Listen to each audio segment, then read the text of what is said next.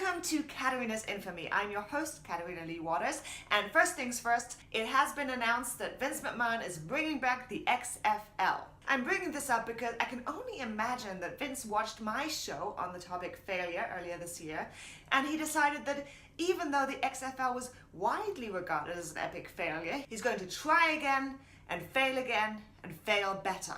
Or perhaps not, that remains to be seen. But I am very honored to be such a small cog in this very large machinery of the XFL experience. So I say, you're welcome, Vince, and everybody who's excited about seeing it back.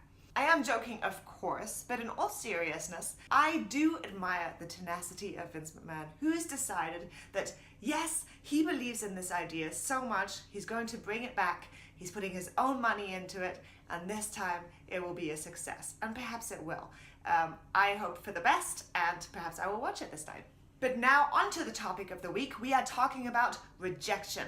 Now I know most people think that's a negative thing, but I want to challenge that view and say it's basically value-free. How? Let's rewind. So we all know the situation. Guy at the bar or wherever sidles up to you, gives you the sneaky side eye and says, "Hey, would you like to go on a date with me?" You're not really into it. What do you do?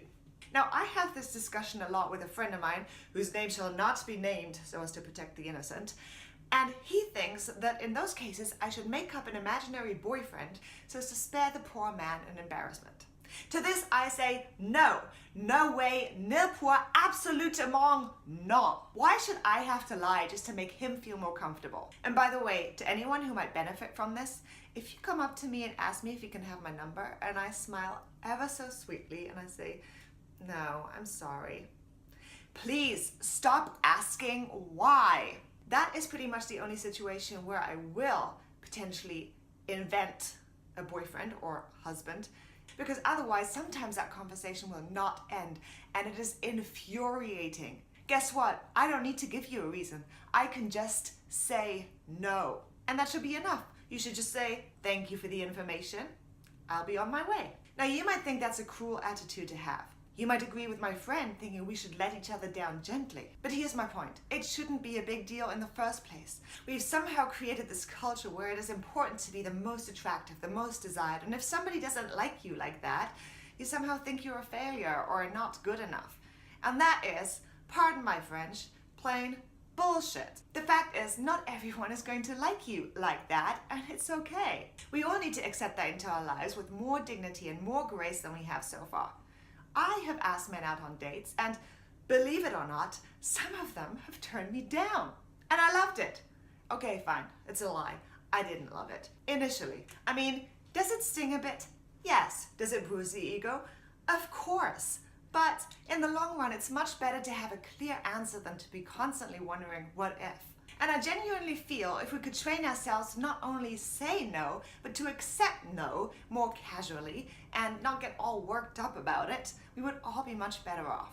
And I'm sort of dreaming that perhaps that could lead to disposing of the word friendzone, which I really, really hate, as well as all of its connotations. And I don't want to get too deep into it, but let me just say, for me, to be a friend, a true friend, is a much, much higher badge of honor than to be someone that you might want to have sex with on a cold and lonely night. And if you think that being my friend is somehow less than being my lover, then I don't really think we need to be anything at all.